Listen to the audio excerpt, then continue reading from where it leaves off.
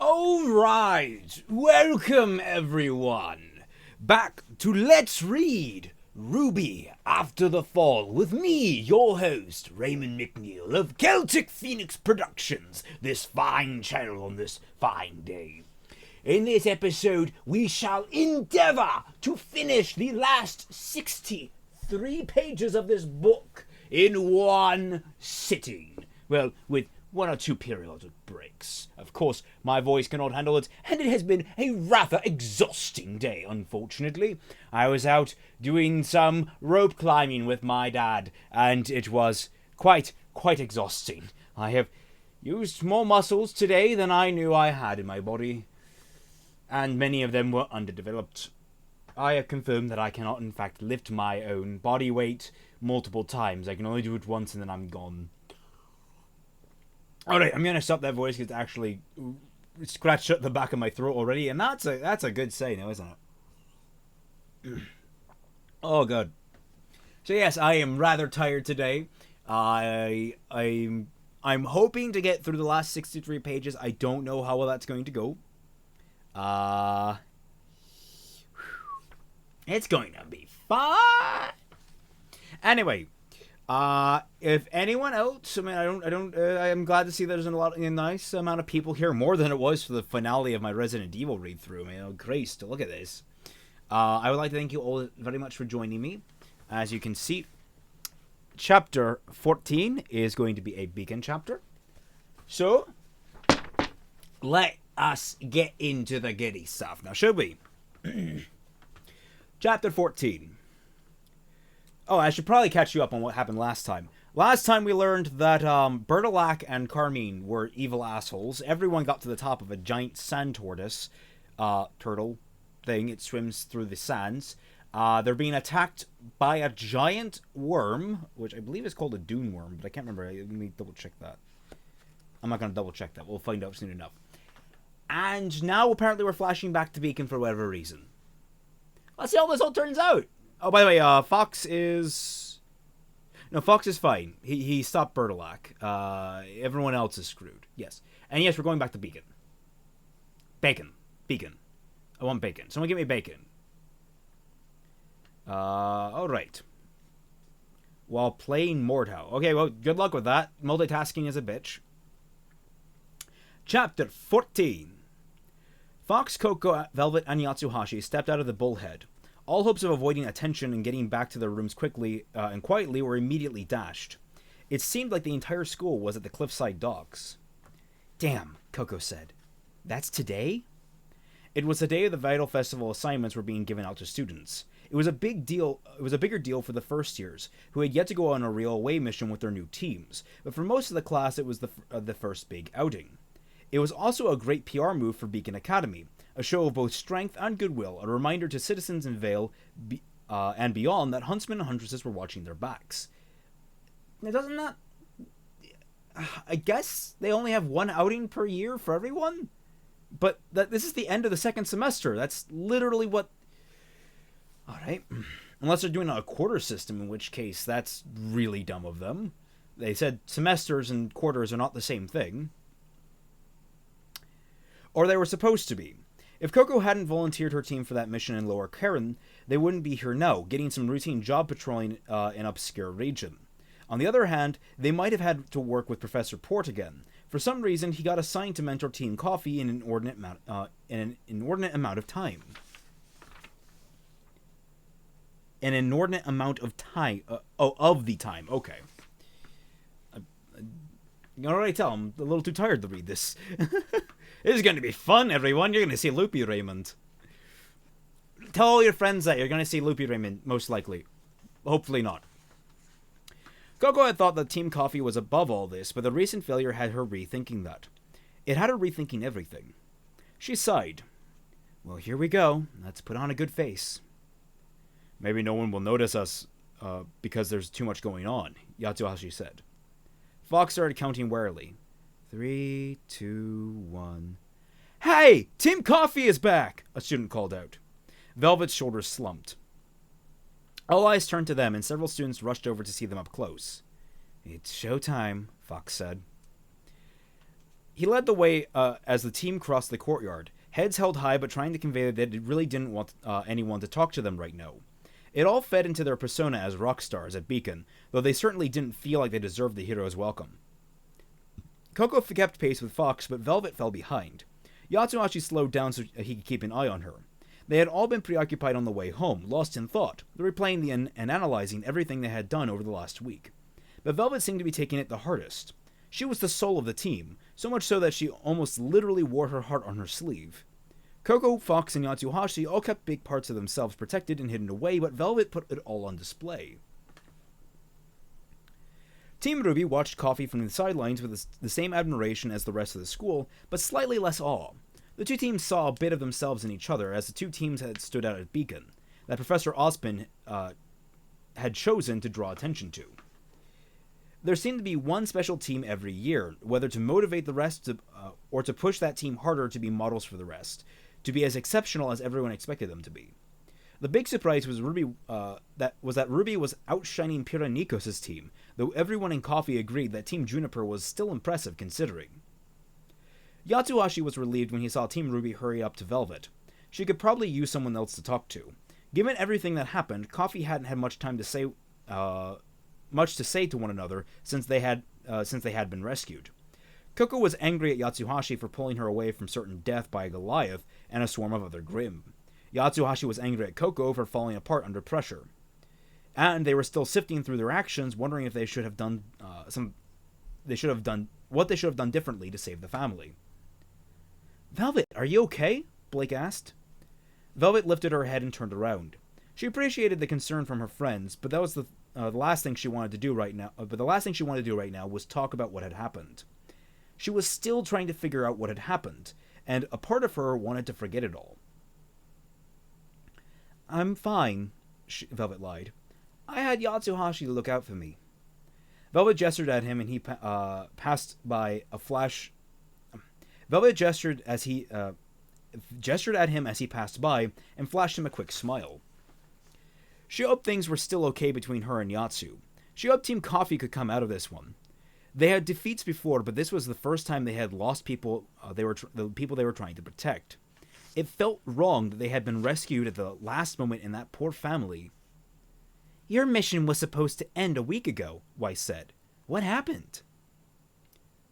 "Nothing happened. It was just...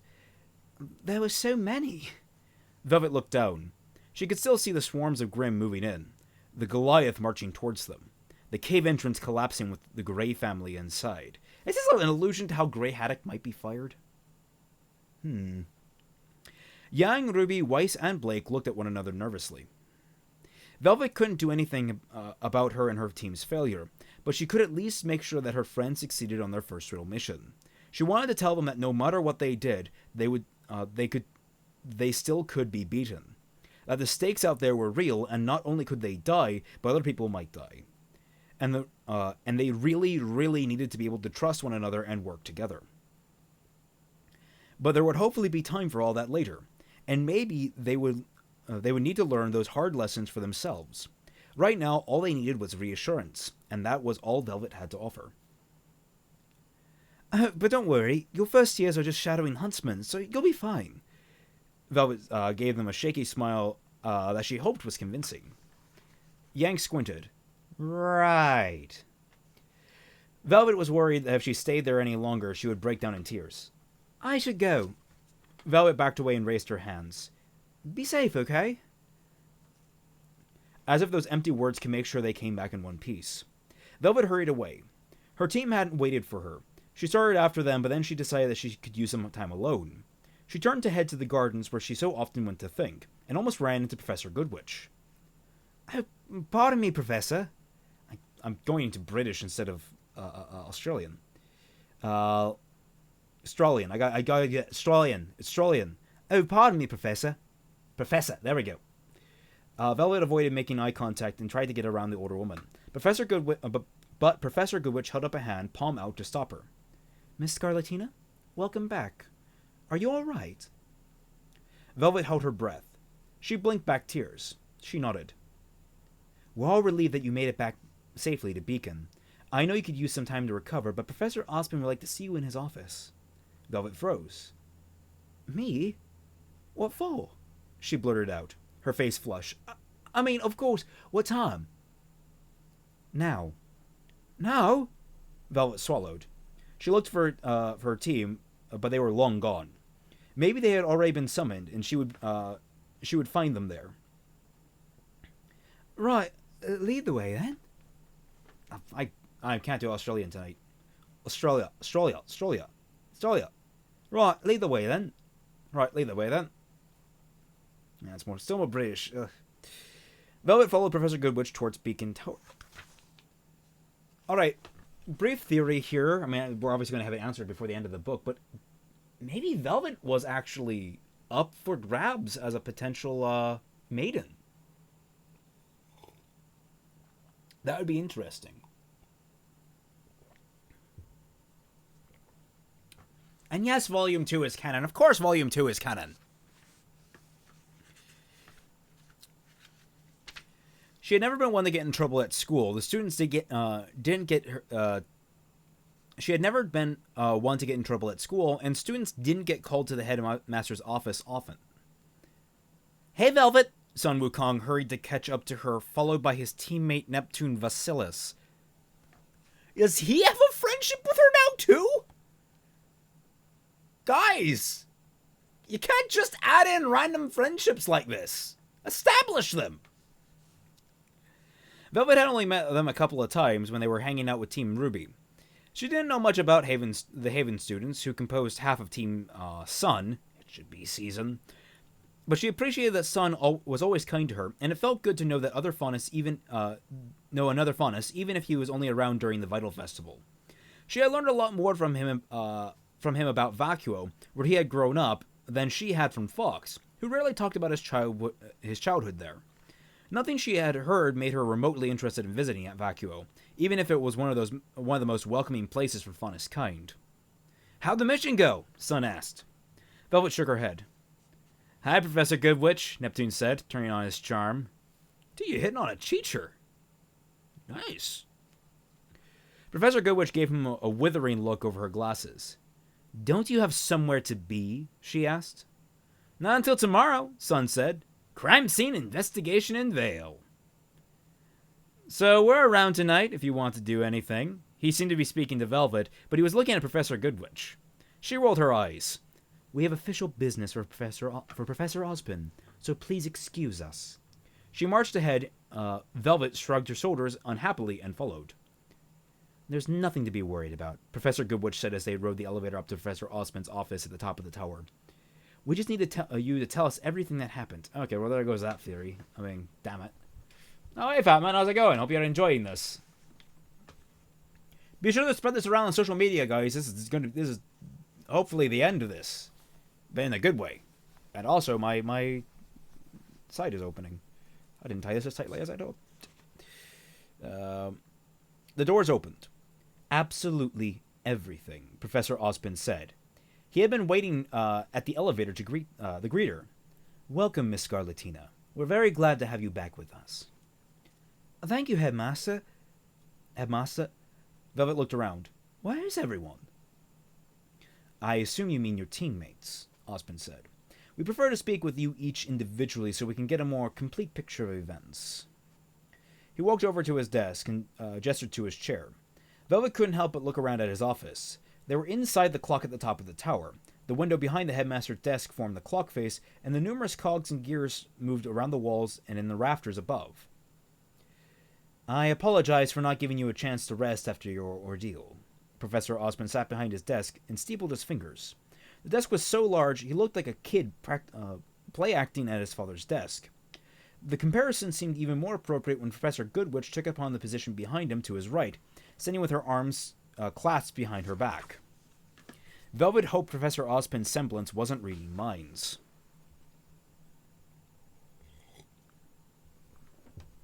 You know, this would actually have been great foreshadowing if you guys just, release this before Volume 6. Actually, before Volume 4, technically, But, whatever.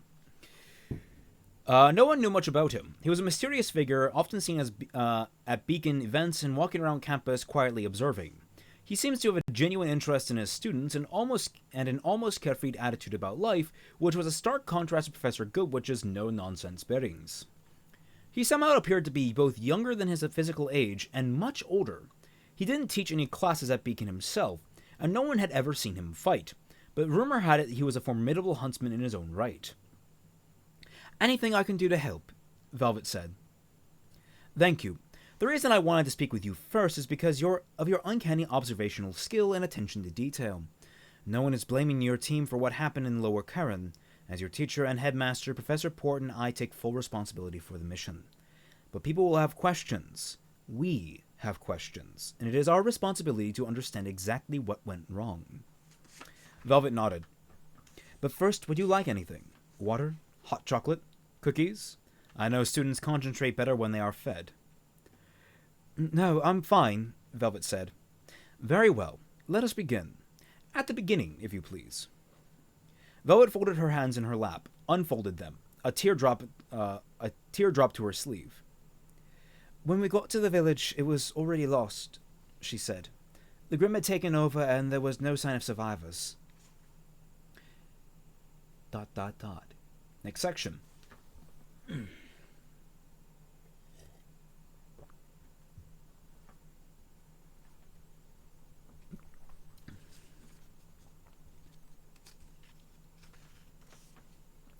Yato actually had been looking forward to eating at Curry Up, one of the many pop-up restaurants in Vale for the Vital Festival, but he didn't have much of an appetite for once. In fact, only Fox was eating the rice curry he'd ordered, and he didn't even seem to be enjoying it. They were all starving after their mission, but they were all preoccupied by what had gone down in Lower Kerin. That's a shame, man. A pop-up curry shop?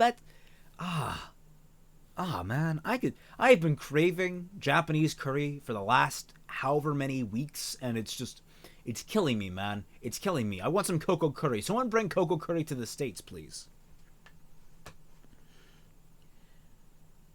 We could have made it, Coco muttered. Are you kidding? Yatsuhashi said. We were lucky to get out of here alive. He stopped himself before adding, not everyone did. They were all aware of how badly they had screwed up. Coco lowered her head. She wasn't even worried about the failing grade on their mission. She was haunted by the things that she'd seen, by the people she'd failed. Not to mention, being rescued by Professor Port at the last minute had been a tremendous blow. After he had picked them up in the airship, and he had looked at each one of them solemnly, making sure they weren't hurt, and then he had sat down in front without saying a word for the entire trip home. She didn't know if he was just giving them space to reflect, or if he couldn't deal with his disappointment in them. Professor Port seemed a little surprised at the Goliath, too, Fox sent. You think so? He looked like he wanted to jump down there and take it on single-handedly, Yatsuhashi said. Maybe that accounted for his disappointment, then. Coco poked at the curry-soaked potato with her chopsticks. We didn't have enough information about what we were getting into. They couldn't have expected us to handle it without... Yatsuhashi pounded his fist on the table. Their plates and glasses jumped. Which is it, Coco? Could we handle it or not? Or do you mean you think you could have handled the situation on your own? Coco's mouth fell open. No, Yatsuhashi, that's not what I... She sighed. She slipped her glasses off and rubbed her eyes. I don't know what I mean. Of course I couldn't have handled it alone. If anything, it's all on me. I'm the leader. She shook her head. I should have gotten us out of there sooner. Called for reinforcements. I was just too proud, too eager to prove ourselves. Myself. And then my fear in the cave. Fox shook his head. It's on all of us. We have to take responsibility for what happened. We aren't always going to have enough intel or correct intel about a situation. We have to be able to handle everything that comes our way at any moment, even if handling it means strategic retreat. Coco nodded. You're right. You need to tell Velvet that, Yatsuhashi said. She's shouldering a lot of the blame herself. Wait, where is Velvet? Fox looked around. I assume she just went off by herself like she does, Coco said, with Ruby and the others. Yatsuhashi didn't correct her. Coco thought Velvet went away to hang out with her other friends, but he knew that Velvet took things pretty personally. Very personally, not pretty. She disliked feeling useless, or like she failed her team. Having to hide her semblance from the potential rivals didn't help. Velvet wasn't the kind of person to hide something that was much a part of her. Was that much of a part of her. One of the things that made her special. Of course, Coco never picked up on any of that. She probably isn't with Team RWBY now. All the first years are heading out on missions, Yatsuhashi said. He tried to call on her scroll, but it went straight to voicemail. Then he saw Team Juniper, John, Nora, Pyrrha, and Ren, walk into the food stand with Sun and Neptune from Team Season. So not all the first years had left Beacon yet. Have you seen Velvet? Yatsuhashi called. Sun and Neptune glanced at each other. Yeah, we saw her a little while ago with Good Witch. What? Coco said. Where are they going? Or where were they going? Were, not are. They said they were on some business for Ozpin. Yatsuhashi and Coco stood up. Fox laid Coco's plate over and started shoveling food into his mouth. Oh god, I love you, Fox. Fox might be my new favorite character coming out of this. Is something going on? John asked. Is she in some kind of trouble? I cannot imagine Velvet ever doing anything wrong, Pyrrha said. She didn't, Coco said. We did. And we all should be there, Yatsuhashi said. Fox finished eating and slapped his fork down. So let's go. The breakaway. Coco led the way to Professor Ozpin's office, having been called there once or twice in her time at Beacon. The elevator doors opened and Yatsuhashi stormed out, closely followed by Coco. Fox lingered in the doorway.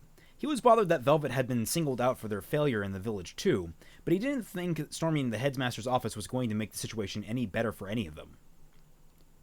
"What's going on here?" Yatsuhashi stomped towards Professor Ozpin's desk. Velvet turned. "Yatsuhashi?" she said. Her eyes were red and her face was wet with tears. "Are you all right?" Yatsuhashi asked. Professor Goodwitch moved swiftly to stand in front of Ozpin, smoothly drawing her crop and pointing at Yatsuhashi. He levitated off his feet. "Whoa!" He flailed his arms. Professor Goodwitch flicked her crop upwards, and Yatsuhashi zipped all the way up to the high ceiling. "It wasn't Velvet's fault," Coco said. Fox strode over to into the room and stood next to Coco. If this was happening, it was going to happen to the whole team. Professor Ozpin rose. "We were just having a conversation." Then his voice lowered and became ominous. "To which you were not invited. You need to have some respect for this office." Maybe put a lock on the elevator? I don't know. Personal elevators typically have locks on them of some sort. Like a key card. "Guys, just stop," Velvet said. "They shouldn't have brought you here by yourself," Yatsuhashi called down from above. Coco folded her arms. "As team leader, I take full responsibility for everything that happened in Lower Karen." "We take full responsibility," Fox said. "As you should." Professor Ozpin rose. "Let him go, Glinda." She glanced at Yatsuhashi and then pointed her crop at the floor.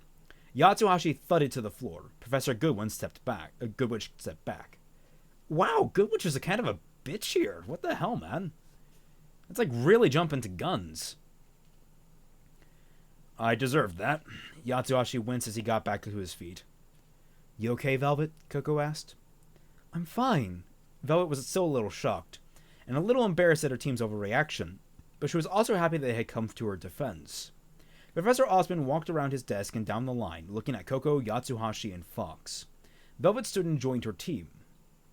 "The first thing I want to say to all of you is," Professor Ozpin sighed, "I'm sorry." Velvet sniffed.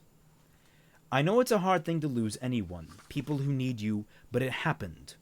In all likelihood will happen again, but that doesn't make the loss itself any less painful. Take the time you need to grieve." He looked at each of them. "Now is a time to come together and lean on each other like you never have before." His voice regained its former steel. From what Velvet told us, I know each of you played a role in how events turned out at Lower Karen. The outcome was regrettable, but it also seemed to me that you did everything you could." He turned and crossed his arms, looking out the window. "Which is all we ask of you as students. I am proud of you for stepping up and taking responsibility for the lives you lost yesterday, but I am also here to take responsibility myself. If you fail as huntsmen and huntresses, or as good people out there in the world, it is in part because we have not prepared you well enough."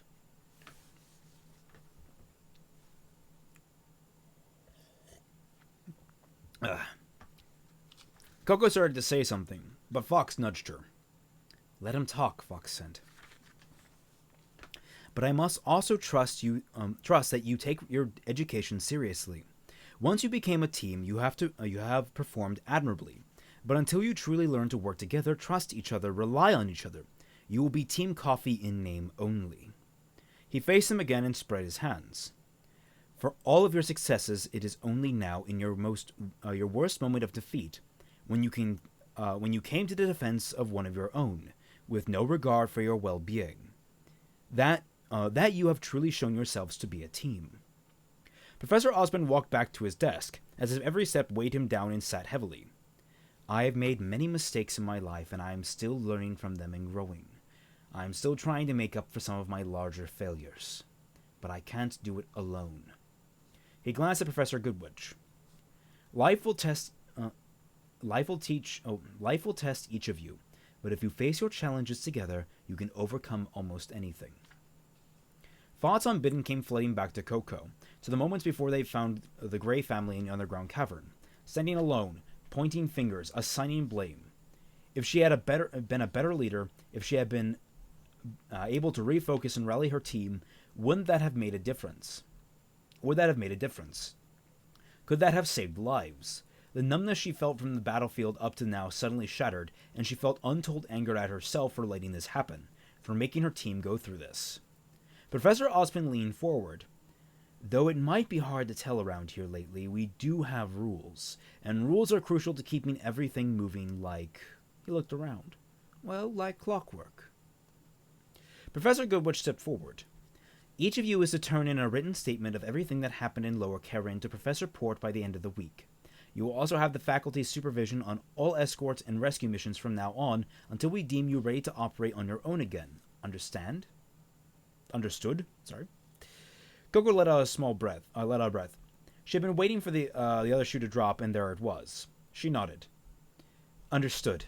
A moment later, she added, Thank you. One more thing, Professor Goodwitch said. I believe you are all behind on your classes. If you don't make up any exams and assignments you've missed by Monday, I'm afraid you'll have to sit out the vital tournament. You're dismissed. Coffee piled into the elevator. Without consulting one another, they waited until they were outside, walking back to the dorms before they spoke. Thanks for coming to me, guys. Thanks for coming to get me, guys, Velvet said. I was so nervous and worried. Worried I would say the wrong thing. If you told them the truth, you can't have said the wrong thing, Yatoshi said. I'm sorry we let them bring you in alone. All of our heads have been somewhere else, Fox said. I'm sorry I got us lost back there. It was my fault. No, I should have fought better, Velvet said. I kind of overdid it a bit when I caused the cave-in, Yatsuashi said. Coco was quiet for a long time. I let this happen. I have to be a better leader.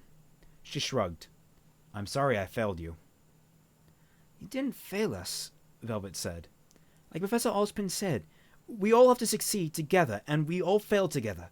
In the forest, we were exhausted and in over our heads. We fell apart. Coco tried to smile from behind her sunglasses, but fooled no one. I have to say, as scary as it is to be interrogated like that, it felt kind of good to talk about it. Velvet looked at her teammates as they walked towards the dorms. I needed to talk to someone. You can always talk to me, V, Coco said. It's something I need to work on. I have to listen to all of you more. We should be able to talk to one another about anything, Yatsuashi said. If we can trust each other, we're not going to survive. If we can't trust each other, we're not going to survive out there. Group hug? Fox sent. The team huddled up. It was a bit awkward with Yatsu's height, but everyone felt better for it. Before I couldn't wait to graduate from Beacon and get out there in the real world, Coco said. But it's a lot different than I thought. I'm glad we have another couple of years to go, Fox said. And I'm glad we're doing it together. Wow, okay. Myers at least knows how to build up the friggin' irony. That's good stuff there.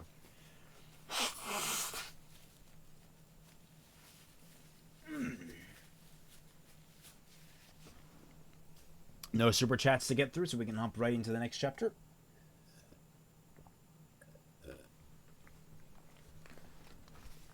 Let's see. Chapter 15 is a Yatsuashi chapter, if you can see. Now I'm going to check how many pages we have left. I like to keep track of that. 250, so we are on 249. Out of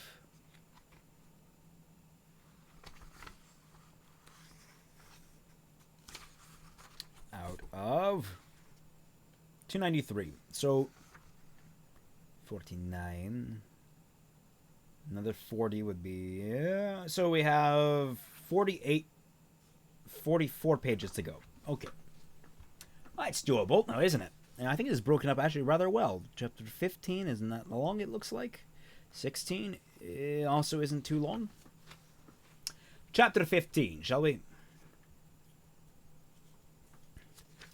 People's emotions were frayed and arguments were breaking out. They didn't have time for this. They needed to get everyone up on top of the turtle. Yatsuashi walked around helping Slate restore order. Of course, they had slightly different approaches. Slate gently insinuated herself between people and talked them down to diffuse the situation and get them thinking clearly again. Yatsuashi got a little more physical. Stop that, he said to the two men that were starting at the start of a pushing contest. He put his hands between them and knocked both of them apart from each other. Hey! One of the men shouted. Who asked you?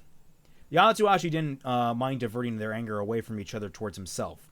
Once he had their attention, he pointed them, or picked them up and faced them in the direction of Koko, who was near the base of the turtle, directing nomads up the dangling rope. Get up there, quick, Yatsuhashi said, if you don't want to die. Sometimes, just at the sight of Yatsuhashi coming towards a fighting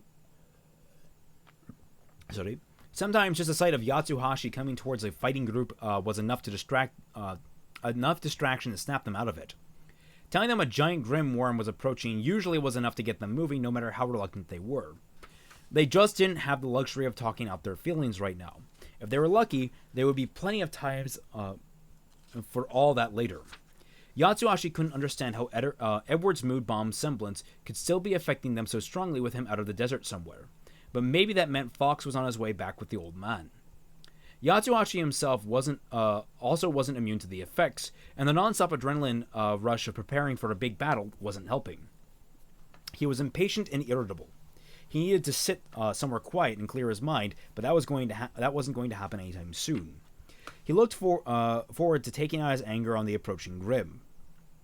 That's nearly everyone, Yatsuhashi said after dropping off a brother and sister he had caught pulling each other's hair. Slate joined him and Koko. Thank you for helping to get everyone to safety.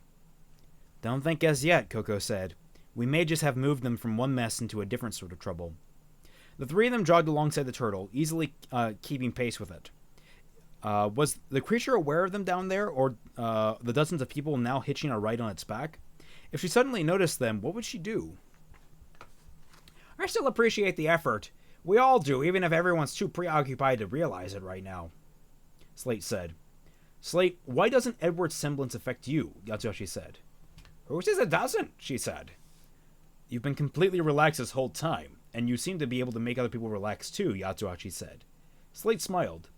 Most people try to hide their feelings. They're ashamed of them, or they worry about how they'll make other people feel.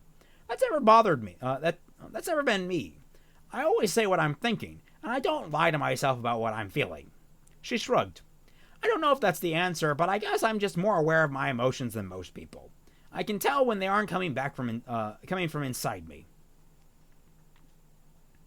You genuinely care about people, Koko said. Edward's semblance doesn't only boost negative emotions, it seems to enhance all emotions, even the positive ones. When it's affecting us, maybe you're just caring even more than you already do, and that outweighs everything else you're feeling. Slate raises her eyebrows. I hadn't considered that. So the solution is to be more positive, Yatsu said.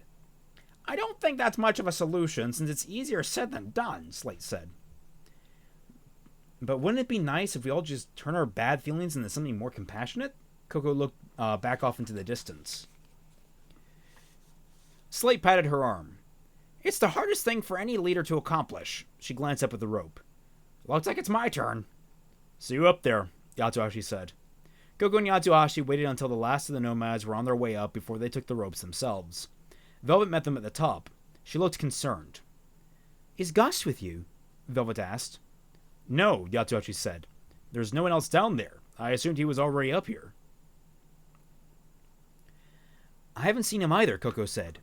I should have realized since I thought I was sending everyone up. A call came in from their scrolls. It's Fox, Velvet said. Koko patched him into their call. Edward's face appeared on screen. Edward? Koko asked. Is Fox okay? Yatsuhashi asked. He's fine, the old huntsman said. He's got his hands full. The image tilted as Edward turned the camera to show Fox trudging through the sand with Bertolak slung over his shoulders. The huntsman's face was covered in blood. Oh, Velvet said. Fox smiled weakly and then waved, then panicked as Bertolak started to slide off his shoulders. He caught him in time inside. What happened? Koko asked. It's a long story, but you need to get Gus away from Carmine right now. Koko looked around. Has anyone seen Carmine? Yatsuhashi and Velvet shook their heads. Like I said, she isn't up here, Velvet said. She must be with Gus. She must be with Gus. You have to find them, Edward said. Turns out Carmine and Bertolak were bringing Edward to someone who was collecting people for their powerful semblances, Fox said. Only it's really Gus they're after, Edward said. We lied to you. My semblance is to block other semblances. Gus creates the mood bombs, Yatsuhashi finished. That explains a lot, Coco sighed. When the Grim kept coming after Bertolac took Edward away, I think that's a typo. When the Grim kept coming after Bertolac took Edward away, Carmine must have figured it out and made off with Gus, Edward said. Edward now talks in third person. Myers, page 253, typo, if you want to fix that. Don't know if you're watching, buddy, but you're doing a good job, so I want you to, if you have a typo there, an issue, go ahead, please clean it up. I get that happens to me all the time, that kind of stuff.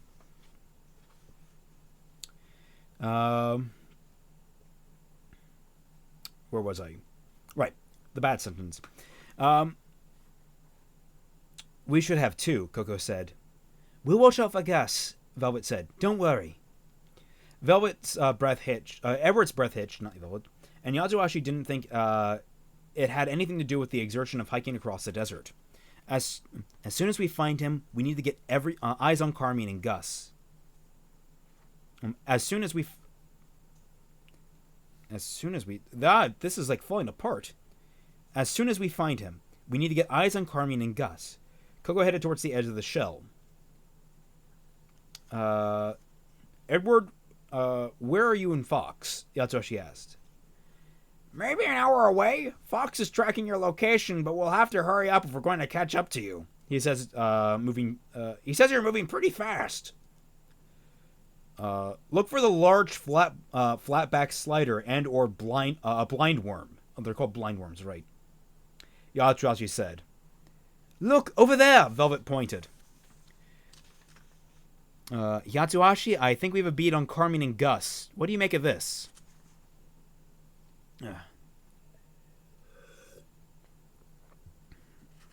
She pointed to a funnel-shaped cloud of whirling sand moving ahead of the turtle, towards the vacuo capital on the horizon.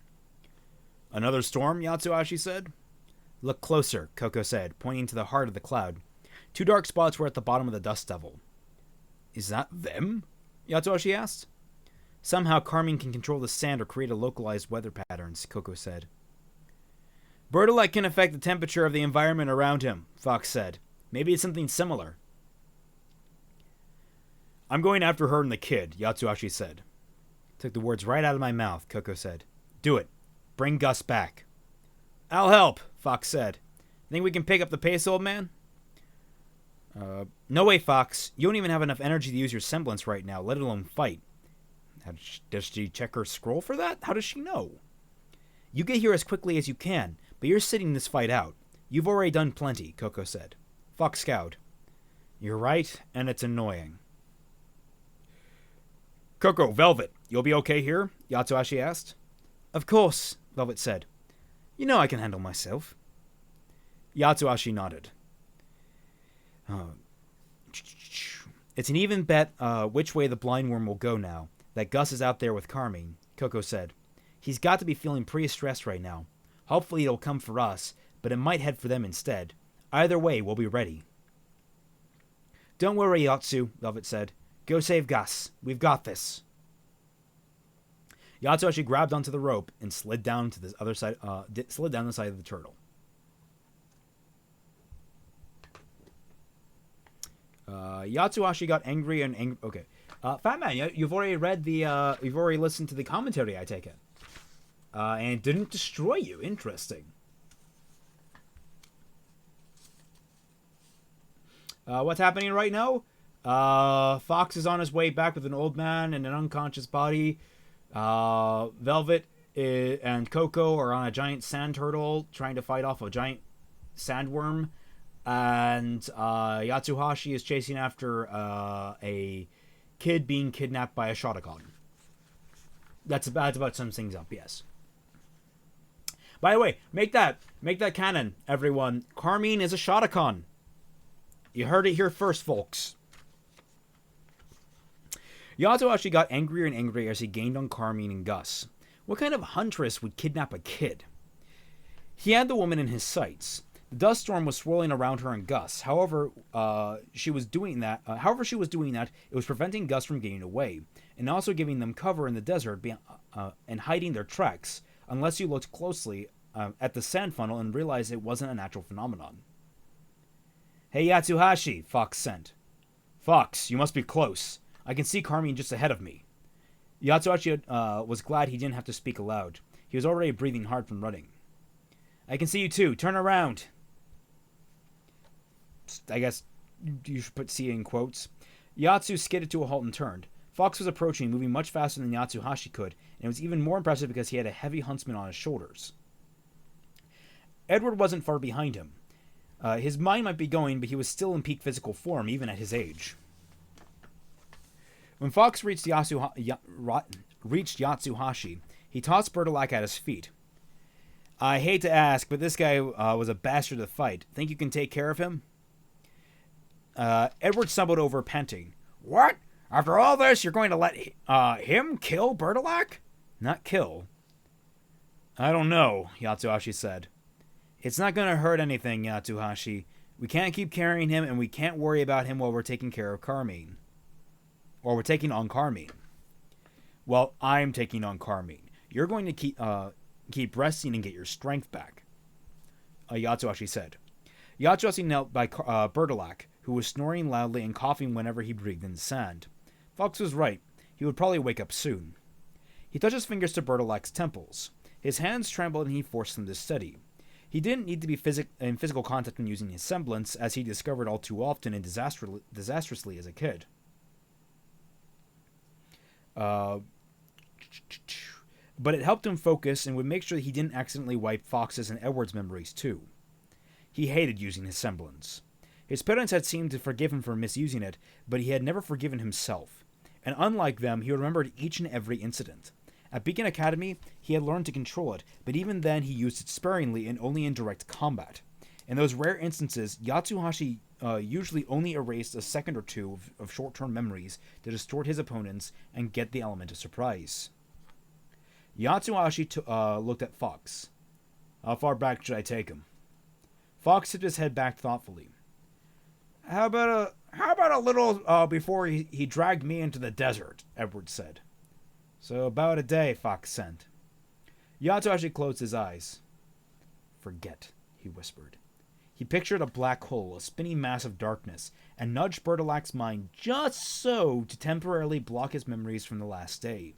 The effect took the same amount of time as he was taking away to wear off, so in a day, those masked memories would come floating back to Bertilac. No doubt he would be pissed, but hopefully he would also be in police custody. "Okay," Yatsuhashi stood and brushed the sand off his hands. "I saw what you did," Fox sent him privately. "It was like his consciousness dimmed for a second. And its shape is different. I don't know how to describe it. It's like how Edward's mind it's like how Edward's mind seems brighter now." Edward, keep an eye on Fox," Yatsuhashi said. "I'm going after Carmine." "I can help," Edward said. "Don't you start too," Yatsuhashi said. "No, really, he can," Fox said. "That's the other reason we came to you. Edward, think you can block Carmine's semblance to stop that storm so Yatsuhashi can grab Gus?" "I think so." Edward licked his lips dry. Just tell me when. "I'll keep the channel open," Fox said. "Good plan. I'm going in."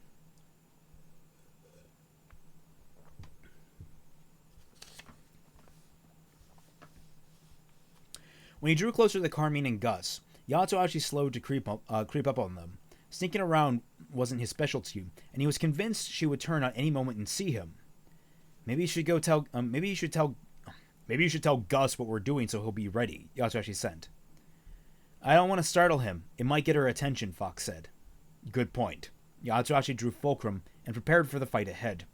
He didn't have time to meditate, but he briefly closed his eyes and pictured his mother.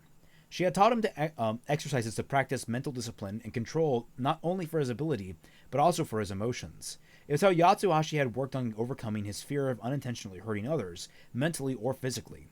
Imagining her soft voice saying, "Breathe easy, Yatsu, clear your mind," was enough to center him. When Yatsuhashi was just 30 feet away from the Dust Devil, he sent a message to Edward. "Block her semblance now!" "Go!" Edward sent. Yatsuhashi started running towards Carmine. The Dust Devil dispersed, raining sand around them. Carmine looked around, confused. Yatsuhashi brought his sword back and swung it down towards Carmine. She spun around, bringing up her dual sai and caught his sword on one of the prongs. She twisted his sword and turned over, but he held on and spun with it, yanking his blade free. "Gus, run!" Yatsuhashi yelled to the boy, who turned and ran. "Your grandfather's back there," he said, pointing in the direction he had come from with his sword. He then brought it around towards Carmine. She parried it with ease with her own weapon. She parried it easily with her own weapon. They continued trading blows with their blades as Yatsuhashi circled her, but Carmine held her ground. She was fast. She couldn't get in close to Yatsuhashi with her own short sword, but she wasn't letting any of his attacks make contact either. Perhaps he could tire her out eventually if they were able to keep this up for a while.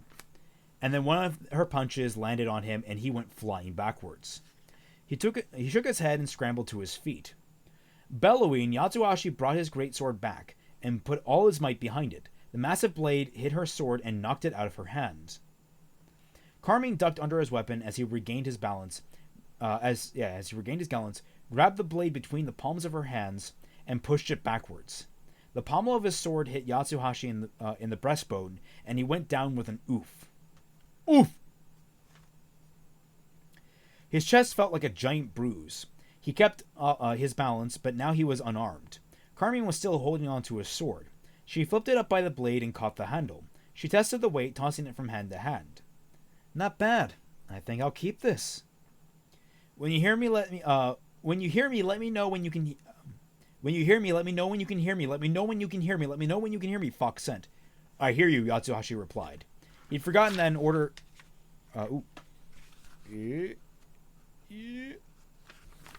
That in order to block Carmine's semblance, Edward had to block all semblances. That explained why he hadn't heard from Fox in a while.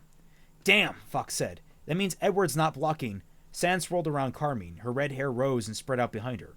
She grinned. "Her semblance," Fox said. "Give up now, boy," she said, "and maybe I'll go easy on you." "I think I can take you." "You don't even have a weapon," Carmine said. She tilted her head. "Here, you can have mine." Somebody knocked in Yatsuhashi's left shoulder from behind. He grunted and dropped to his knees. He looked down and saw Carmine's dual side hovering over him. The blade levitated in front of his face and twirled dangerously with the tip pointing at his eyes. So that was her semblance. Telekinesis. Just straight telekinesis? This bitch is horrifyingly powerful, guys. He lunged for the sword, but it darted out of the way and thwacked the top of his head. We've sparred with telekinetics before, and I'm willing to bet you're not as good as Goodwitch. So basically, they finally broke down and confirmed even in the books that semblances aren't unique. They just gave up on that. Disappointing. Disappointing they didn't maintain it, but I'm proud that they're kind of buckling a little bit there. They're giving way. I know they made that official tweet. Don't at me with that. I've already seen that tweet. How do you not know who Glinda is? Glinda Goodwitch? She was a professor at the school. I guess it makes sense. Never mind. I guess you were just like... This happens. I'm only periodically reading chat. Yatsuhashi moved fast, knocking her sai aside with his arm. It darted back towards him. He parried it again, thinking how odd it was to have a fist fight with a flying sword. Then he zipped back to Carmine, and she caught it. Now she had two weapons, and he had none. She also has an oversized sword that she probably shouldn't be able to lift. She has telekinesis. That makes sense. Sand started swirling around her again, drifting slowly like a ring around a planet. Then she waved her hand, and the ring expanded quickly.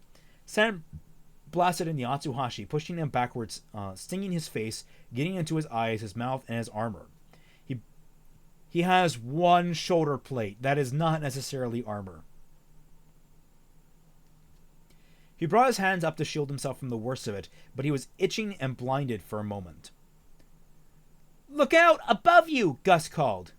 Yatsuhashi rubbed the sand out of his watering eyes and looked up to see the sand gathering over his head, a growing ball of grit.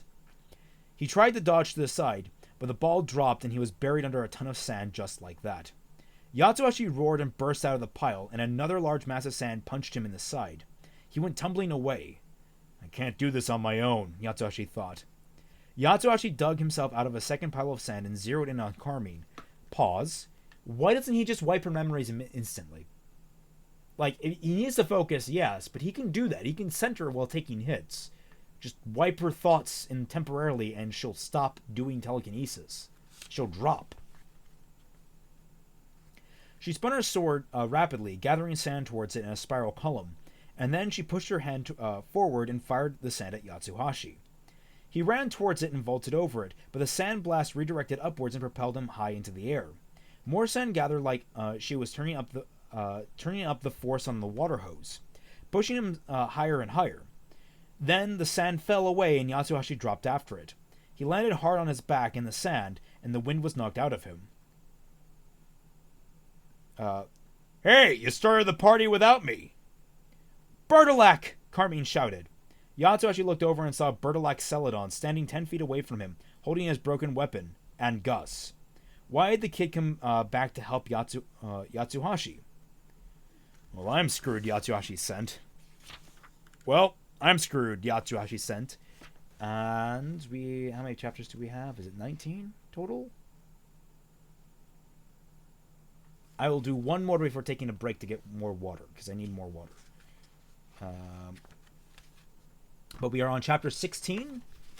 It is a Velvet chapter. And we have a donation from Ash Berrien, who donated via Streamlabs.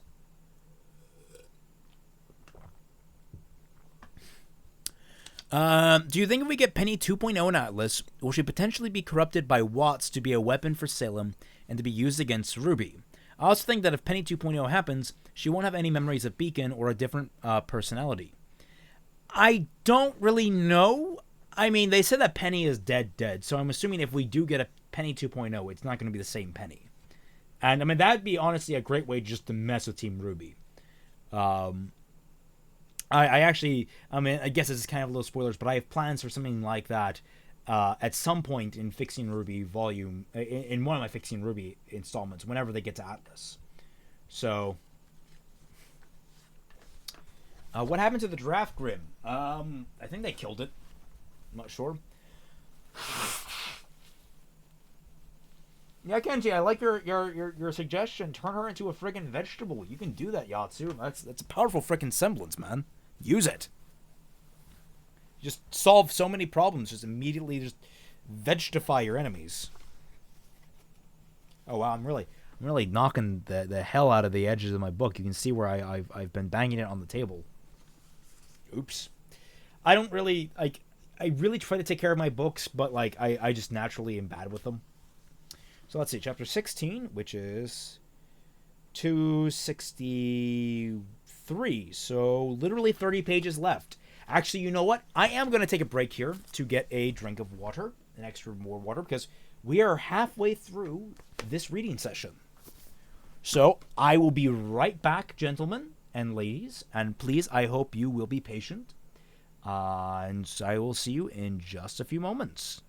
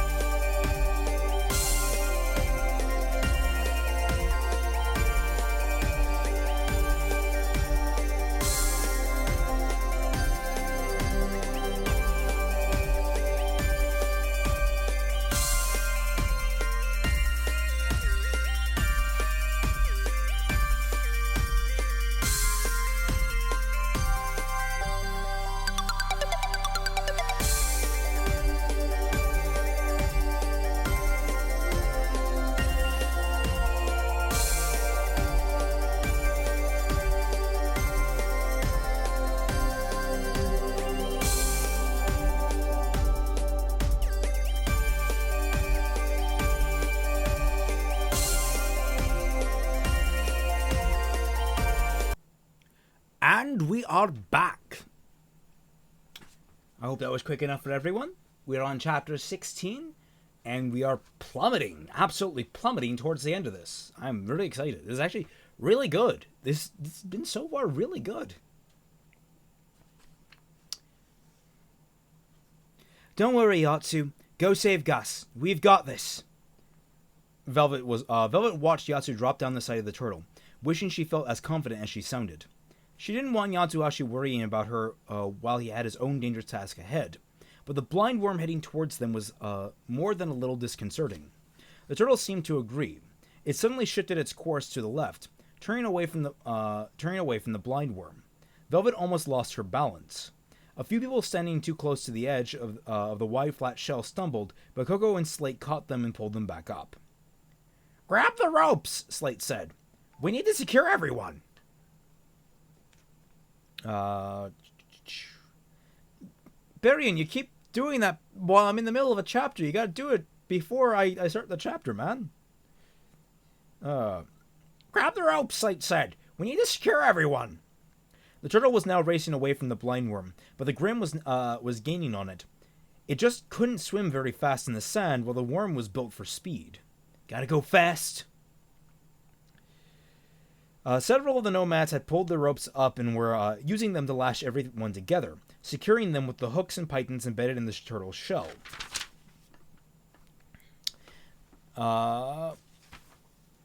Velvet had the horrible image of the turtle rolling over, crushing everyone, or burrowing into the sand, dragging them down with it. It didn't look like the turtle was prepared to fight, and unless it could shoot laser beams from its mouth or do something equally useful, it was going to be up to her and Coco to defend it and everyone on board.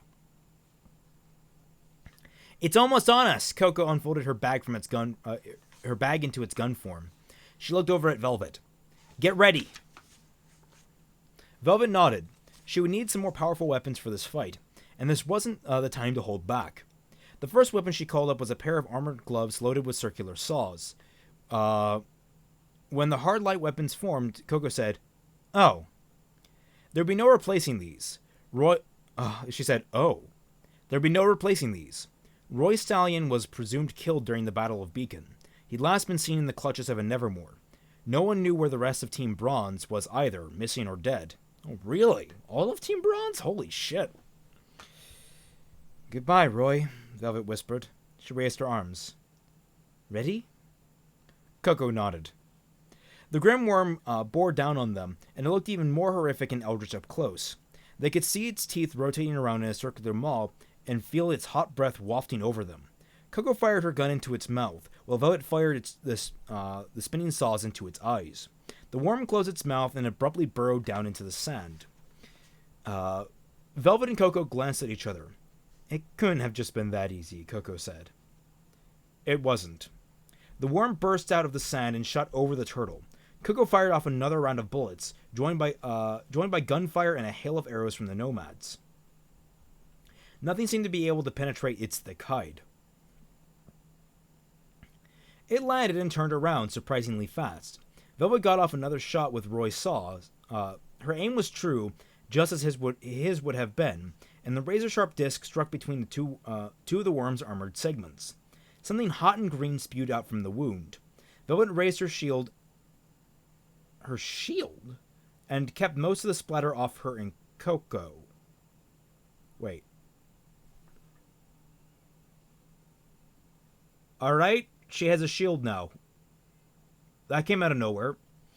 But where it touched her uniform, the fabric burned away and the skin sizzled and blistered. "Oh," Velvet said. What is that stuff?" "Acid," Slate said. "Blind worms are nasty things. Maybe the nastiest in a desert of nasty things." The worm shuddered and rolled over, spraying its green ick over the sand. The turtle shifted direction again to head in the opposite direction. This time Velvet fell over and bumped into Coco, knocking her down. "Sorry," Velvet said. "You okay?" Coco asked. Velvet nodded. Her shield armored gloves disappeared and were replaced by Neptune Vasilius' railgun. His gun is a railgun? Oh, it should not have been as weak as it was in the show.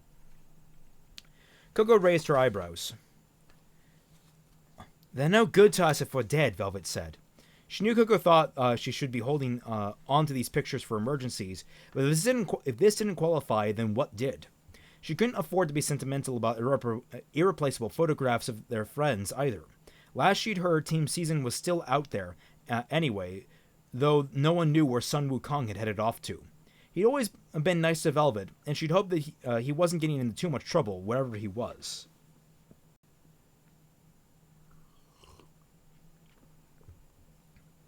No, I think they were just, like, the buzzsaws were counted as shields for whatever reason. They weren't that big. Trust me, I've stared at Roy's wrists enough to know, trying to figure out what those weapons were in the first place. The worm recovered and barreled toward them again. They both fired on it. Velvet concentrated the energy blast from Neptune's gun on the worm's eye. Railguns don't fire energy, they fire high-speed projectiles using electromagnetism. I'm not sure these guys know what a railgun is. Which began to burn and scar and bubble under the assault. But that didn't stop it from advancing towards them. It rammed into the side of the turtle.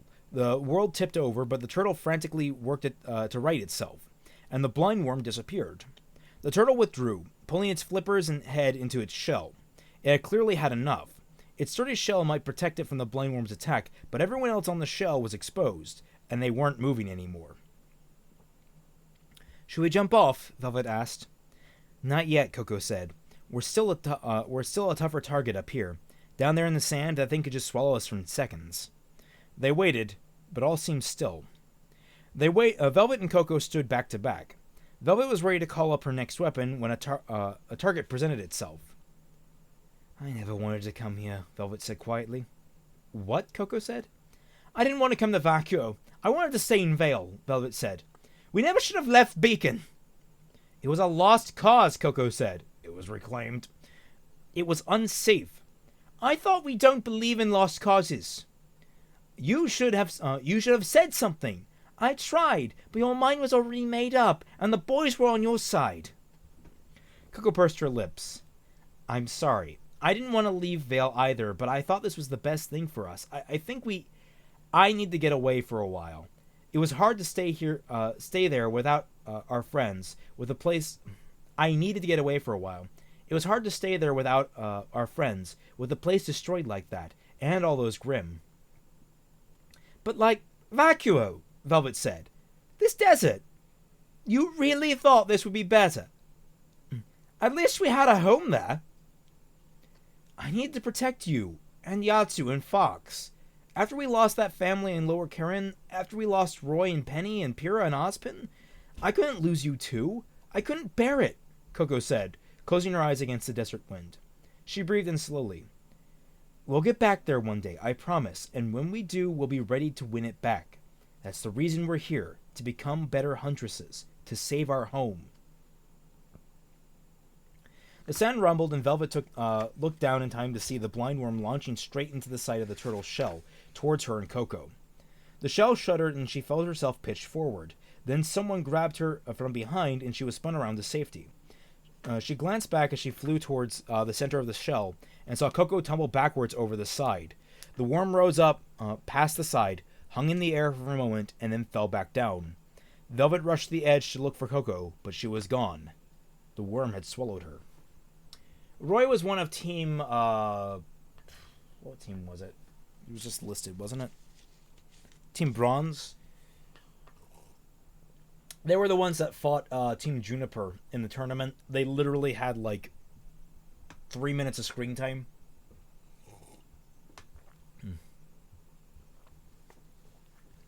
Literally got kidnapped by a Nevermore and taken to Eden. Actually, we're approaching the end really quickly here. Might end on a big cliffhanger. We'll see. Chapter 17 is a beacon chapter. So, Chapter 17. A typical school day for a second-year student at Beacon Academy. 7:30 a.m. Breakfast. 8 a.m. Oh, class listings, guys! Class listings! I'm so excited! 7:30 a.m. Breakfast. 8 a.m. Plant Science, Professor Thumbelina Peach. 9:45 a.m. Military Strategy, Professor Peter Port. 11:15 a.m. Weapon crafting and upkeep, Professor Harold Mulberry. 12:30 lunch. 1:30 stealth and security, Professor An Green. 12:15 Legends of Remnant, Professor Dr. Bartholomew Oobleck. 4 p.m. Combat training, Professor Glinda Goodwitch. 5 p.m. Sparring, self-directed. 6 p.m. Dinner. It makes sense, I guess, just all around school. A typical school day after the fall of Beacon. 5 a.m. Breakfast. 5:15 a.m. Fight Grim, Dr. Bartholomew Oobleck. 12 p.m. Lunch. 1 p.m. Fight Grim, Professor Peter Port. 6 p.m. Rebuilding, Professor Glinda Goodwitch. 7:30 p.m. Infirmary. 8 p.m. Night Patrol, self-directed.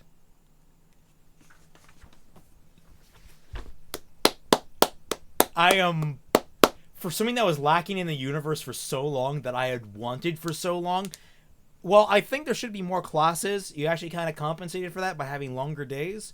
Very impressed by that. Very smart move. I still think that other individuals would probably have their own thing, and you still didn't explain why Velvet was in the first year lunch period.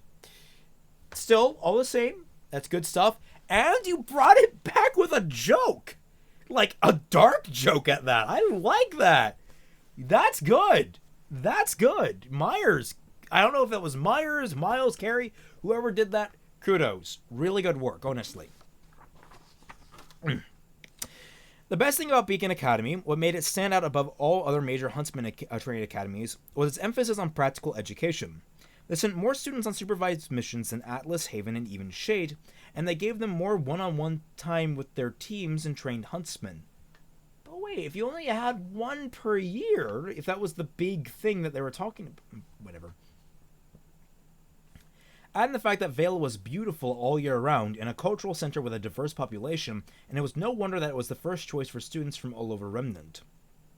That was before it was destroyed and taken over by Grimm. After that terrible night of fire and devastation and somehow loss, life at Beacon became one never-ending training mission. Only training was over and lives were at stake. We aren't even making a dent here, Coco said warily. She and Velvet, Yatsuhashi, and Fox... God, that is just so awkward. Why do you keep saying that? Just say she and the rest of her team. Done!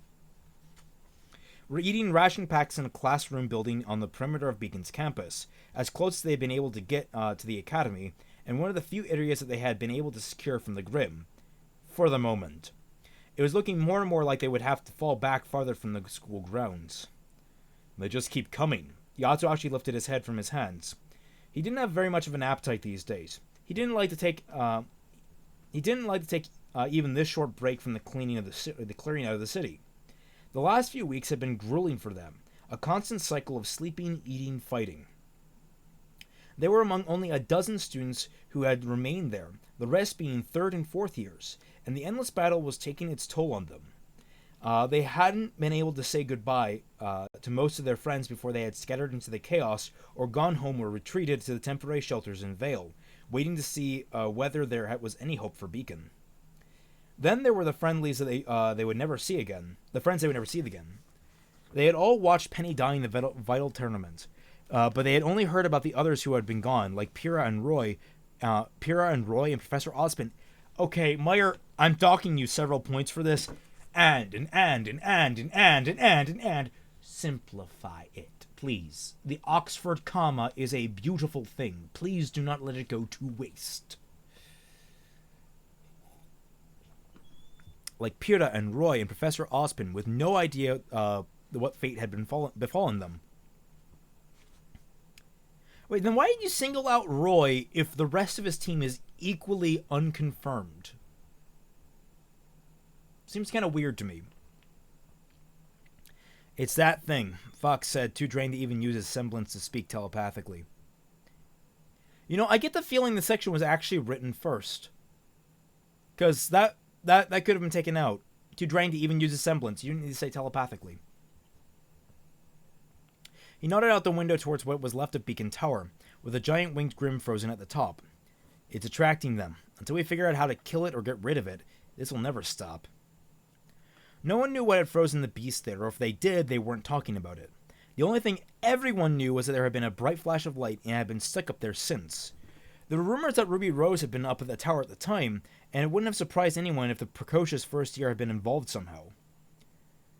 Goodwitch is working on that, Velvet said. Poor Oobleck, they all are.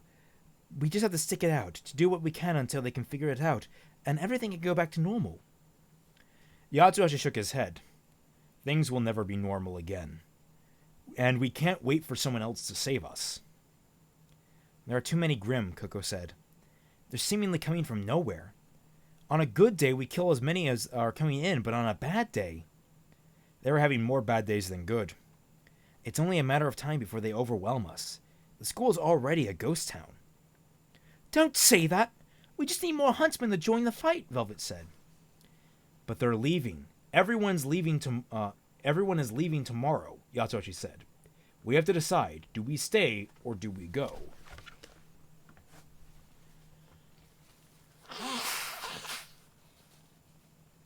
Do I stay or do I go now?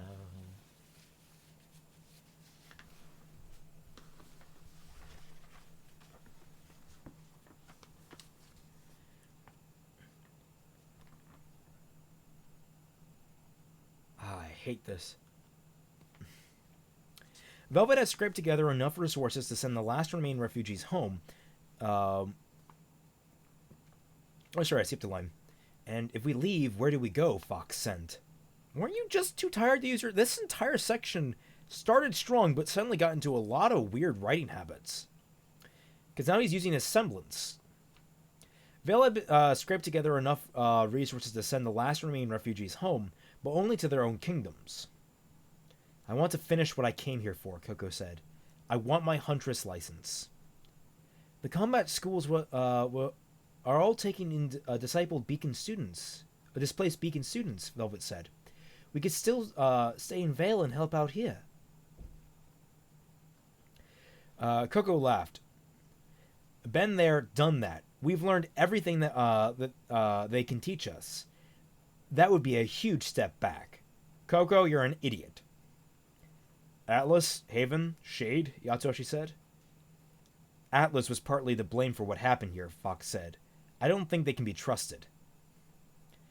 And they don't tend to take transfer students, even in the best of times, Yatsuhashi said. I bet General Ironwood would make an exception for us, Coco said. What about Mistral? Yatsuhashi said. I'm not going to Mistral, Velvet said sullenly. Mistral wouldn't be so good for us, Fox said. Looks like it's Shade then. Coco adjusted her sunglasses. Knew these would come in handy. Velvet opened her mouth to protest, but Fox spoke up first. Shade is rough, he said, but nothing we can't handle. Velvet looked at Yatsuhashi, but he was staring out at the window. It would be good to have something to look forward to, something we can work towards. I'm tired of being surrounded by... Coco gestured to the rows of empty desks that might have never be occupied again. Failure and misery. I want to live in hope again. Oh, God. I'm just sniffly right now.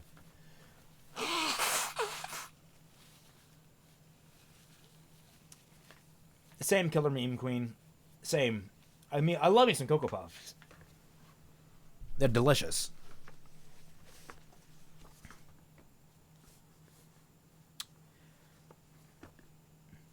Velvet wanted for someone to ask her what she thought, what she wanted, but no one did. When we're trained, we can come back, Coco said. We can find our friends. We can save our home. Velvet shook her head. She tried to form the words, but it was clear what Coco, Yatsuhashi, and Fox wanted was different from what she wanted. What if they left her just as easily as they had decided to abandon their school and their home? When they told Professor Goodwitch that they would be leaving, she seemed relieved. She had set up her office in the city library, and there were stacks of books piled around her desk and littering the floor. I understand and I support your decision, Professor Goodwitch said. I've appreciated your help these past few weeks and your commitment to Beacon and Vale, but it's no place for students right now. She pulled a thick folder from a drawer, then wrote something on a sheet of Beacon Academy letterhead and signed it. She slid everything into an envelope and sealed it. Then she stood slowly, like the weight of the world was on her shoulders. Coco wondered if the professor had been sleeping at all since taking over as temporary headmistress, an empty title for an empty school. Professor Goodwitch rounded the desk and handed Coco the envelope. Give this to Headmaster Theodore. If the CCT were working, I would just call him, but sometimes a personal touch is nice. And please give him my best. What is it? Coco asked. I examined the envelope. Coco asked. Your transcripts and a letter of recommendation. She tipped her head and smiled. And a warning. He's never seen a team like yours before. Coco took the envelope away. Thank you. As much as we've been worried about your safety while you've been here, you've shown that those concerns are unnecessary. I'm proud that you'll be going out in the world to complete your training, and I have no doubt that you'll be exemplary huntsmen and huntresses, because you already are. Professor Goodwitch spread her hand and looked at each of them. You won't have the privilege of hearing Professor Ozpin delivering his graduation speech, but there's one thing he tells every class that I wanted to share with you. She clasped her hands behind her back and thought for a moment. Beacon Academy is not a place. It is an idea, which has taken root in each and every one of you. You are Beacon, and you must now go forth and serve as a hopeful light for others. It is your privilege and your burden as huntsmen and huntresses to protect not only those who cannot defend themselves, but to watch out for each other always. Professor Goodwitch closed her eyes and lowered her head. Now get out of here. Now get out of here. Velvet's throat was choked up, and Fox was pretending that he had something in his eye. Yatsuashi had listened with his eyes closed the whole time, imagining that Professor Ozpin had been there delivering those words himself. Coco was feeling excited about living those words and honoring the headmaster's legacy. He had brought Team Coffee together, and she wouldn't have been the person that she was without him, or her friends. Professor Goodwitch looked up. That last bit was a part of his speech, too. He always kicked the students out after that. He hated the long goodbye, and so do I. That's cute. They left the next morning, while Professor Port and Dr. Oobleck were on patrol. Fox could have gotten a ride to Vacuo, but he chose to travel with his team instead. Anyway, you never find your way to shade in the desert without me, he said, but really he just didn't want to be separated from them. It would take them about 3 months to make the journey, but Coco hoped they could cross into Vacuo before the winter and reach shade in time for the second semester. What is the time period on things? She had no doubts that they would accept the team as transfers, and they would be able to face whatever came at them as long as they were together. They were a team, and they would watch one another's backs. Always. Let's go. Coco pushed her glasses up and looked ahead to the bright future.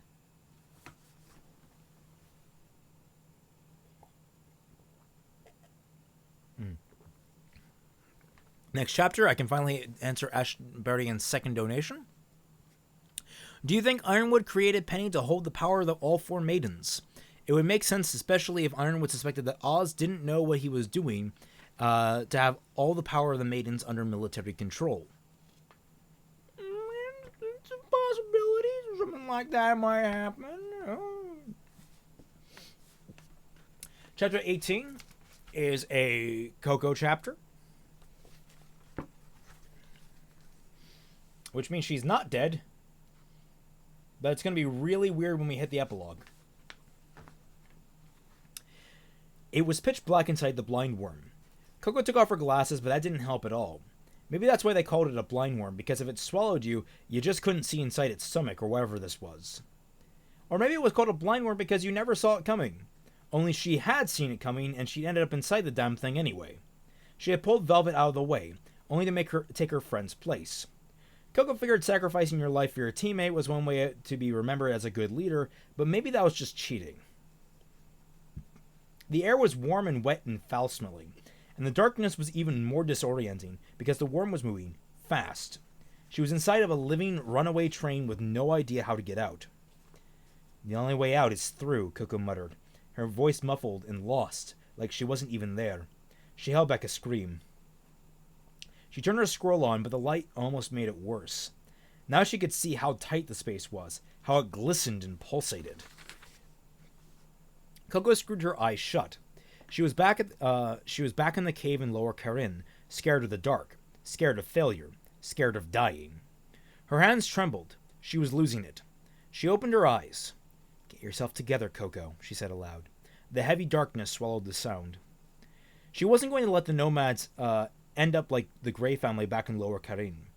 Coco clenched her hands into fists and held the straps of her purse. She wanted to move. She wanted to fight, but she was still rooted to the spot. "Fight, Coco," she said. She unfolded her Gatling gun and tried to identify a weak spot, but it all looked the same, all seemingly endless expanse of molted gray flesh. She planted her feet and aimed at the wall opposite her and fired. The world turned upside down as the worm lurched and rolled. Coco tumbled around it, cushioned by the spongy lining of the walls. She watched as her gun slid deeper into the beast and saw a bright light bounce around. Her scroll, which soon went dark. There went her only communication with the outside and the only source of light in this oppressive blackness. "Great," she said. The inside of the Grim trembled, and it continued to whip her back and forth, more a roller coaster than a train ride now. She started crawling, hoping she could recover her weapon, but she wasn't even sure which way she was going. She stopped and curled up in the center of the creature, arms wrapped around her knees. "Guys, I need some help," she thought. But what could they do for her out there?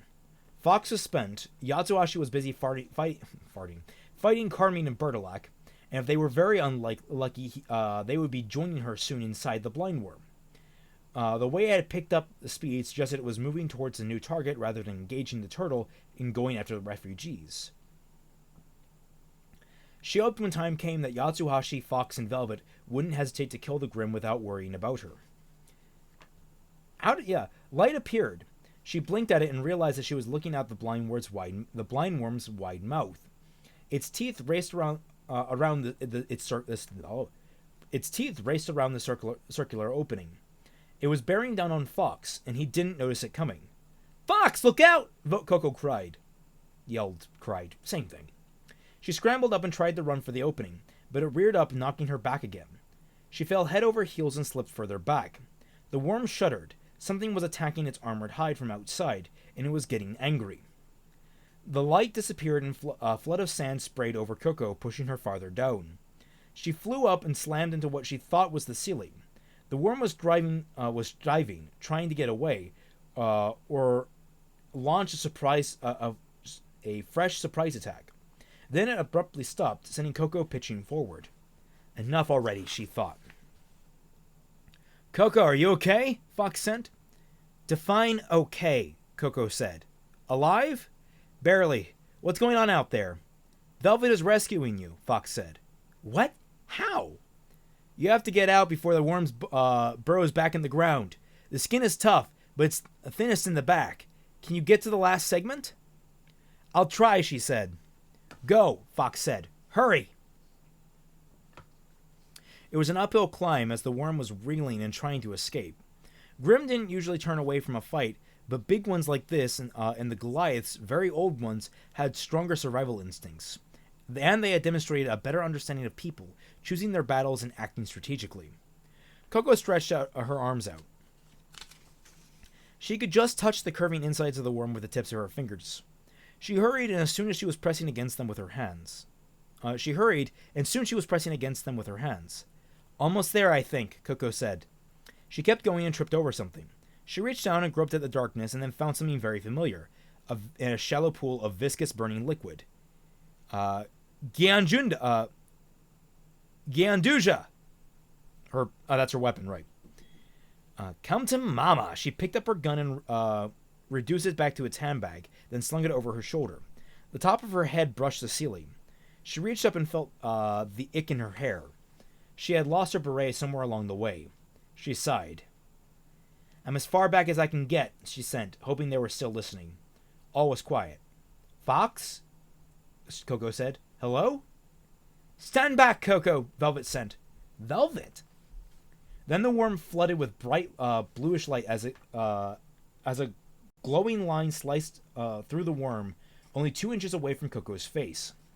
As it passed, she realized that it was a replica of bronze knees claw weapons.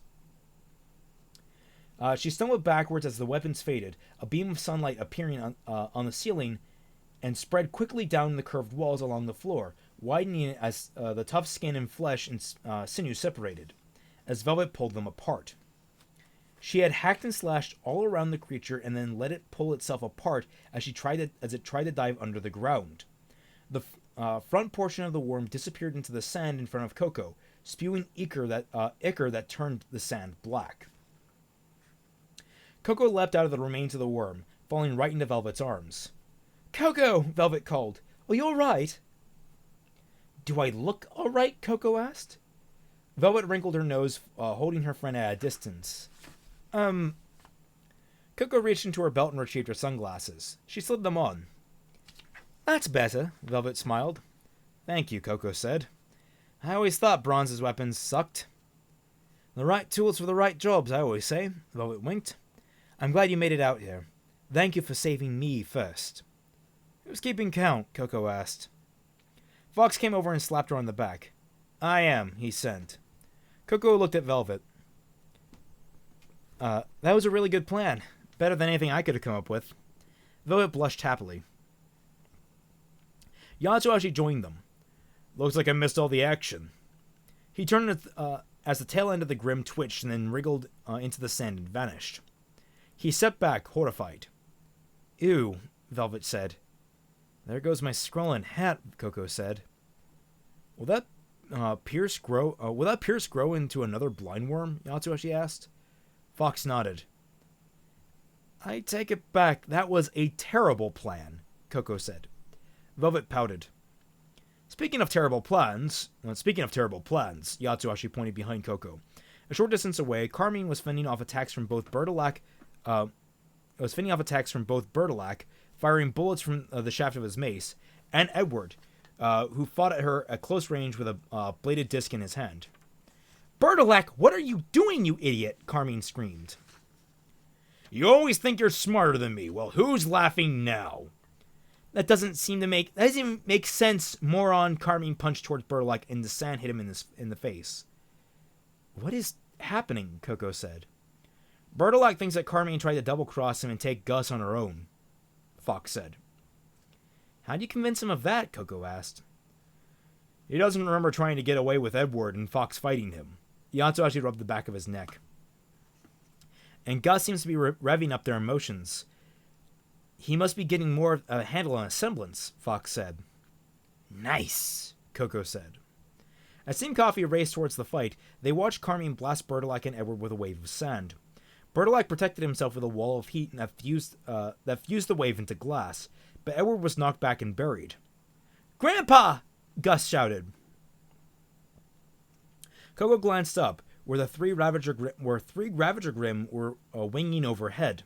The blind worm might have gone, but now other Grimm were closing in. This battle was going to get out of hand pretty quickly.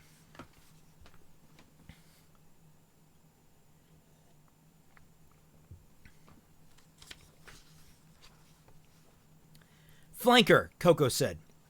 She opened up her Gatling gun and laid down covering fire, shooting at Carmine. The first round of bullets hovered in front of the Huntress, but she strained as they built up.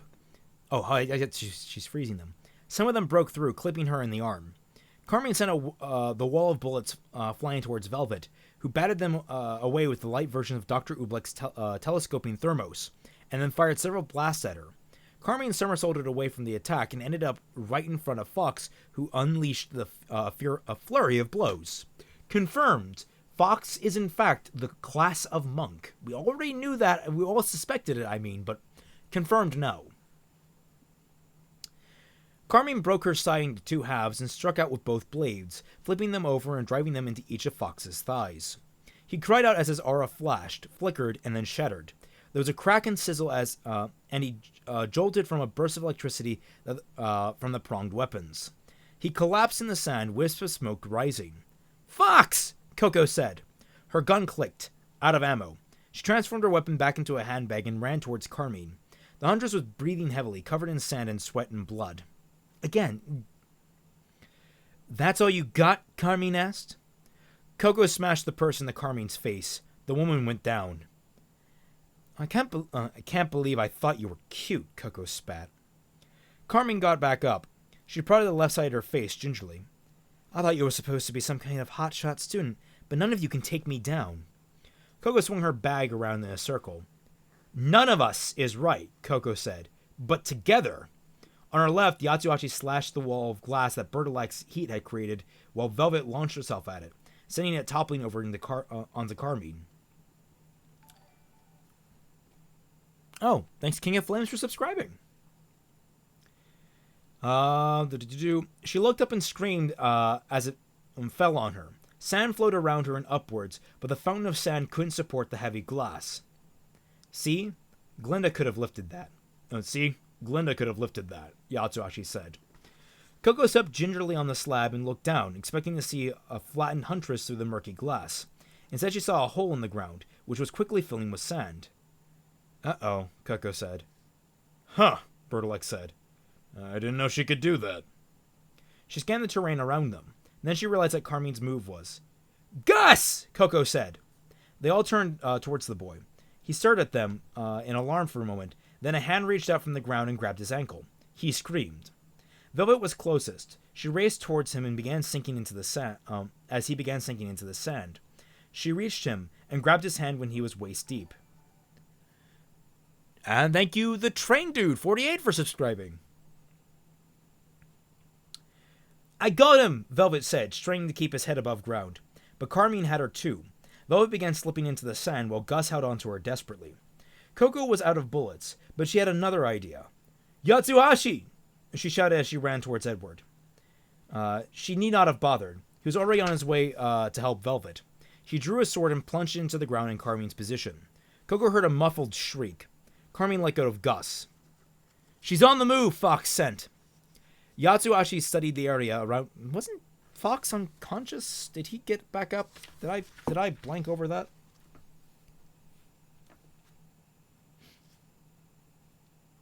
He went down.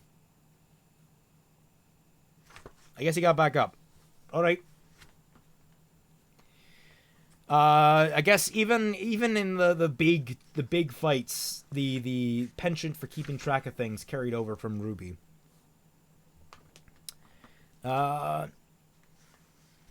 Yatsuhashi studied the area around him and brought his blade down, sending a geyser of sand up. He picked up the blade and brought it down again a few feet to the right. He spun around and struck again. It reminded him of a game of Whack-A-Grim at the Vital Festival fairgrounds. Suddenly, a Ravager dove at him, raking his back with its claws. Yatsuhashi spun his blade around and sliced it in half. A second Grim swooped down and pecked at the sand. The spot swelled, knocking the Blackbird back.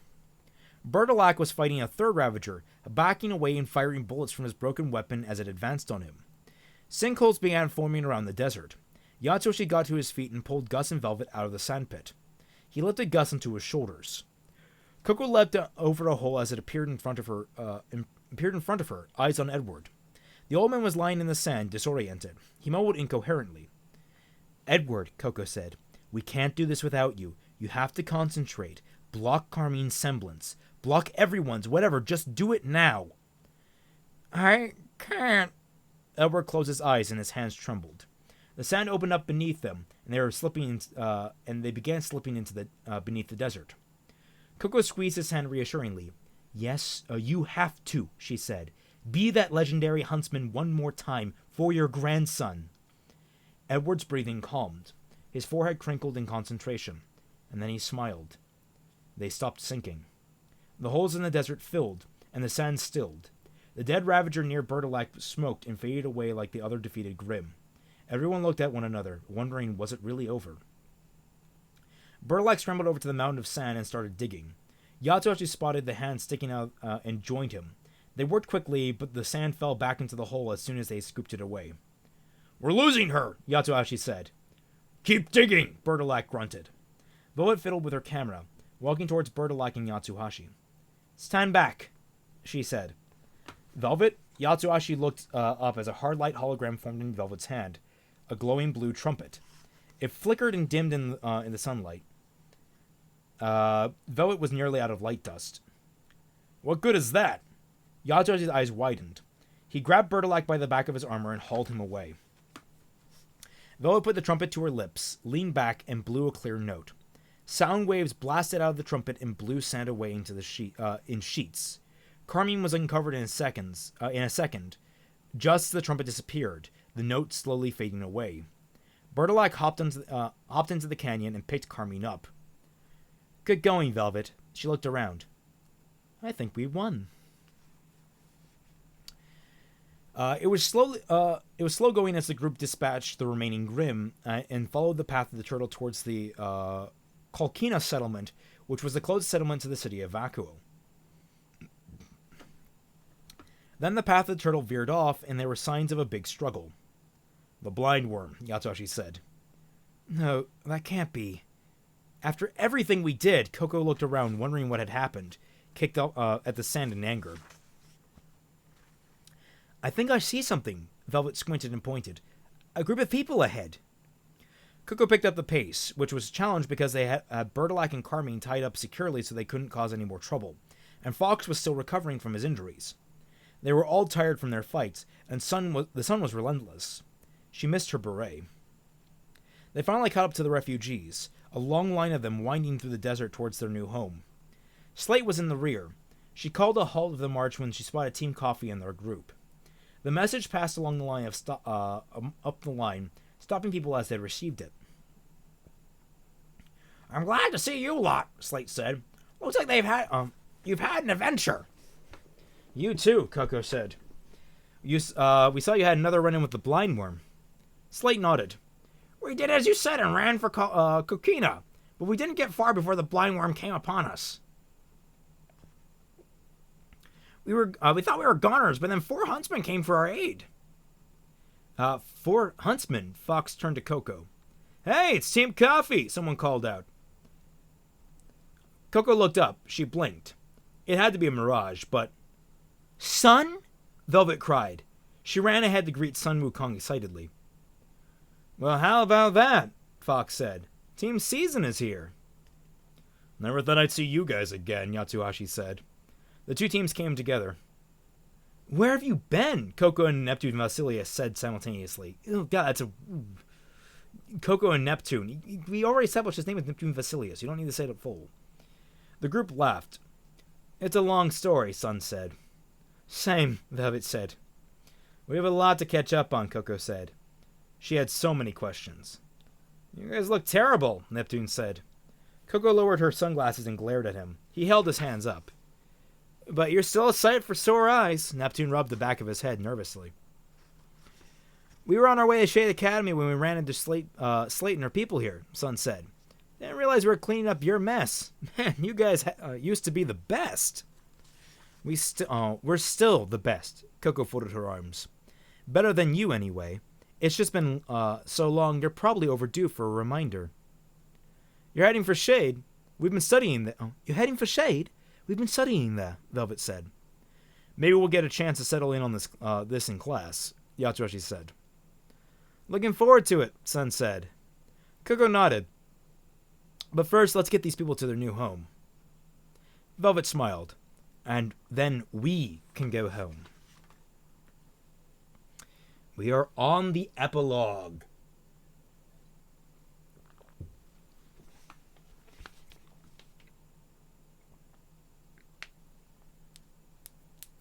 Alrighty. Oh, Ashburian. Did you get my donation at the end from the end of the previous Let's Read? Oh, I forgot to read that out. I will read it now. I have to find it.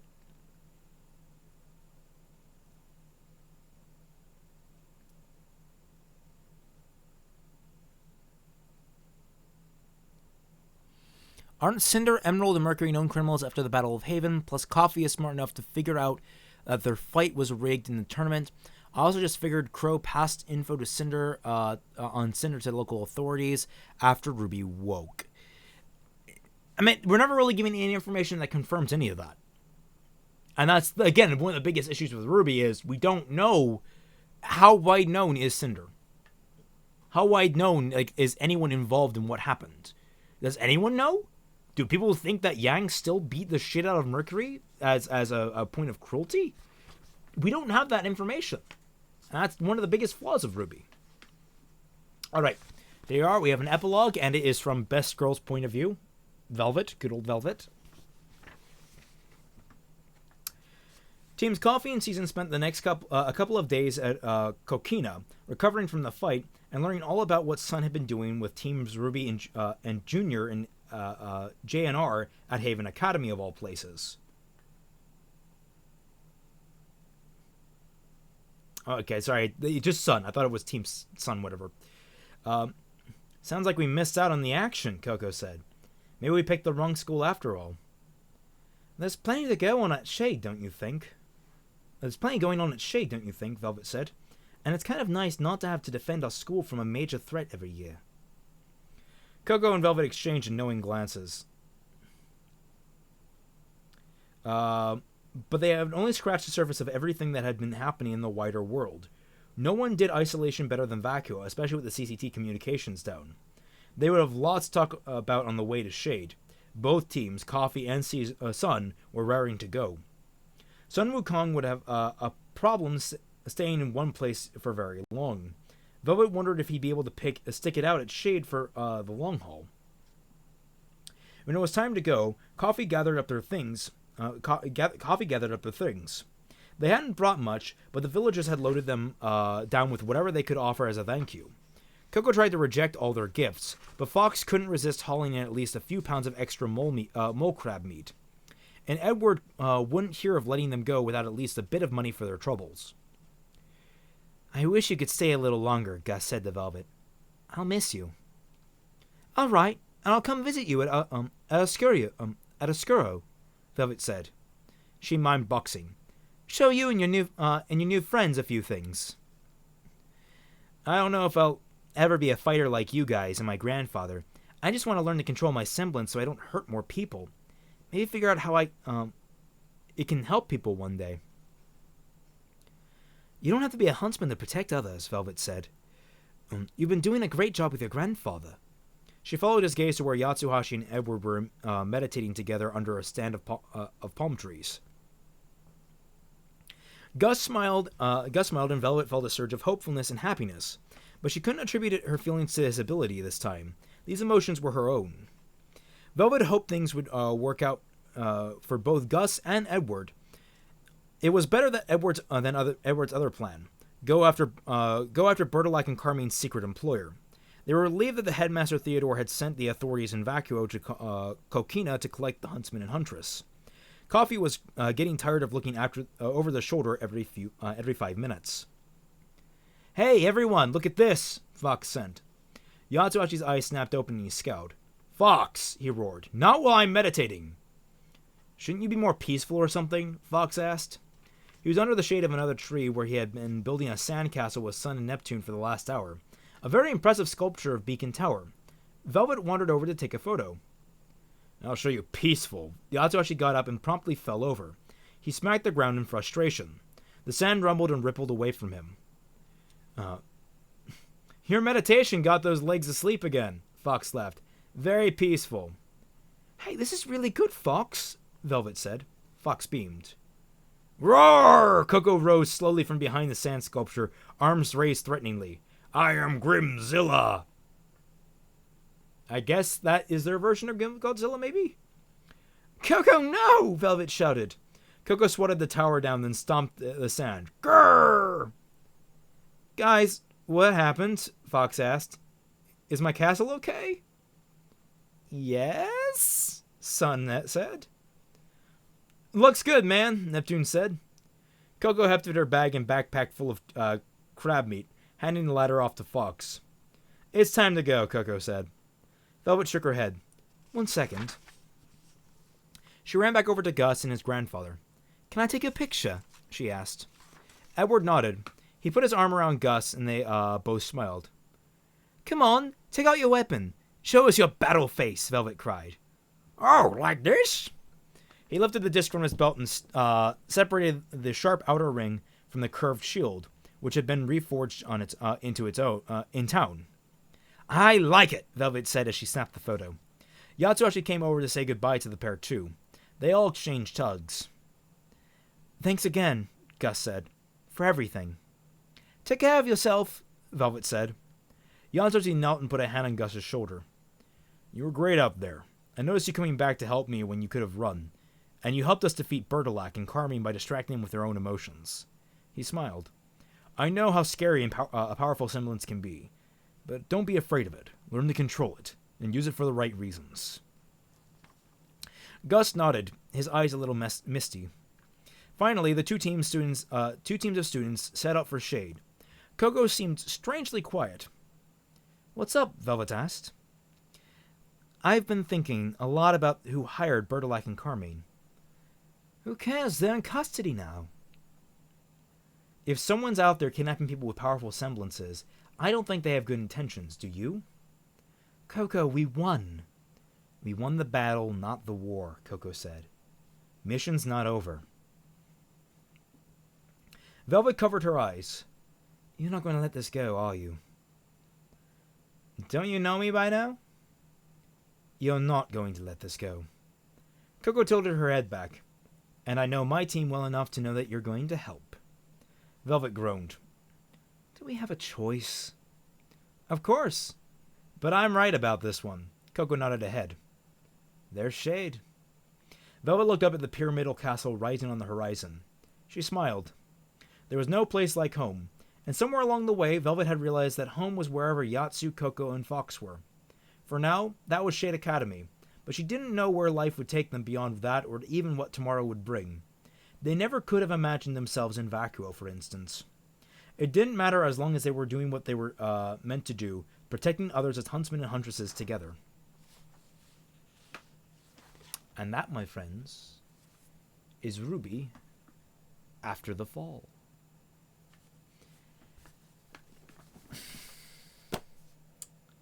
I'm not entirely sure how to feel about this. It was good overall. I think from my base enjoyment, I give it a solid 7 out of 10 for how much I enjoyed it. Solid read through, very few grammatical or spelling issues. The and thing, there were a few things that really bothered me with and. It got old, man. Use the Oxford comma, not coma. Although there were some parts in here that could have put me into a coma.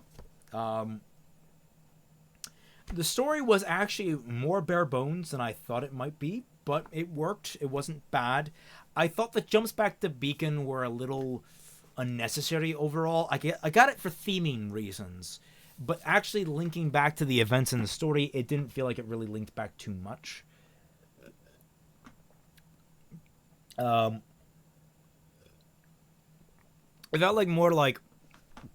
felt more like they wanted an excuse to hop back to the previous moments before the fall in order to reflect upon trying to show more of that past, to show more of that history.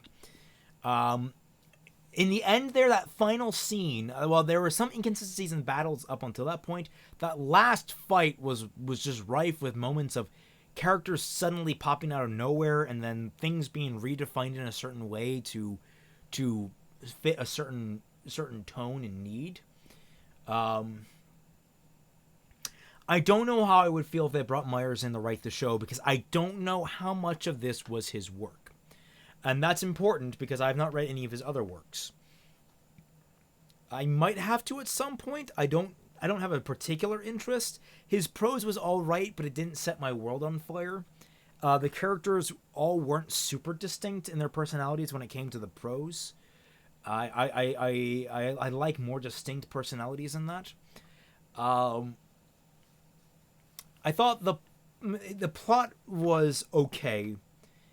It was basically just overall just okay. I give it a solid 7 out of 10. The only thing that I have to comment on was commented on in my previous video, which is there was a lot of repetition with he said, she said, they said, these said, this said, this said. And I said that you should use different descriptors. Now, someone basically corrected me properly, I might add, but I should note that there was basically, I was just going the next step in the logical progression. But it was right that I probably should have addressed the issue more. The way you add to that, you don't have characters saying Velvet said. You describe what Velvet is doing, and there was a bit of that in this book, not enough of it. You describe how she says something, or you describe what they are doing, and you just have to write it in such a way that you distinguish the characters apart. For example, giving Velvet more Australian-sounding dialogue, actually trying to make her accent fade into her character, would have been easier to identify her as a character. Time for Crab? You actually would have liked it, Time for Crab. There were actual crabs in the book. And it wasn't as boring as it looked. That is actually one of the biggest downsides of it. It has a more boring cover than it needs to be. You could have had something really awesome with some kind of shot of the desert sands, maybe a thread of the worm, a new design of some sort, maybe Coco without her beret to foreshadow what's happening. You could have done a lot of things with this cover, and that's really one of the most disappointing things here. It is one of the most generic covers there, and on top of that, the back of the book still bothers me. RWBY in her Volume 4 outfit does not make an appearance, so why does she have a RWBY with her Volume 4 outfit on the back? If anything, it would have been really cool if maybe you had Volume 7's outfit on there as a little tease for anyone that bought the book. I think that would have been really fun. Any predictions for the next book? It's up in the air. I mean, Team Sun is there now. That was a big inconsistency. Time frames were a big issue with this book. Now, I'm going to do a separate stream at a future date. I'm going to try and rope in some other big-name RWBY tubers to try and discuss it, like Calixon. Because she was supposed to be on discussing Burkhart in the last stream on Thursday, but she was too sick with the confunk. So I'm going to see if at some point in the upcoming week or at some point in the near future, I can get her on a stream and we can discuss the book in its entirety and give our general thoughts on it, especially after leaving it to digest a little bit. So I think this is where the stream is going to end. So I will thank you heartily all for joining me on my escapades through the wonderful adventure through Vacuo. Very much I would recommend you check out my own book, which is available in the description down below, for my own writing to see if you want to see something as good as this work, worse than this book, better than this book, you decide. If you want to support me directly, I have a Patreon in there as well. And don't forget, you can donate $1 or more to get access to the Team Frostbite Discord server where I, Tom, Fatman, and Britt are regularly active. Britt has actually been somewhat active in the last few days. He's at least posted once the last 3 weeks, which is something more than usual for him. As well as regulars such as Dashi Lee, the Floof Artist, and Mediocrity. As always, if you wish to support the channel and you have not already done so, please subscribe, ring the bell, and may have your YouTube notifications active so that you can always be aware when I am doing these streams or when I release a new video. This is a lead-in, of course, that this Wednesday will be the official release of the very first section of Part 5 of Fixing RWBY. Yes, Fixing RWBY. My intonation was off, but my grammar was correct. So please, stay tuned for that. The finale for Fixing RWBY Part 4's sectioned uploads will be on Monday. But all the same, thank you all so much for watching, and I shall catch you all on the flips.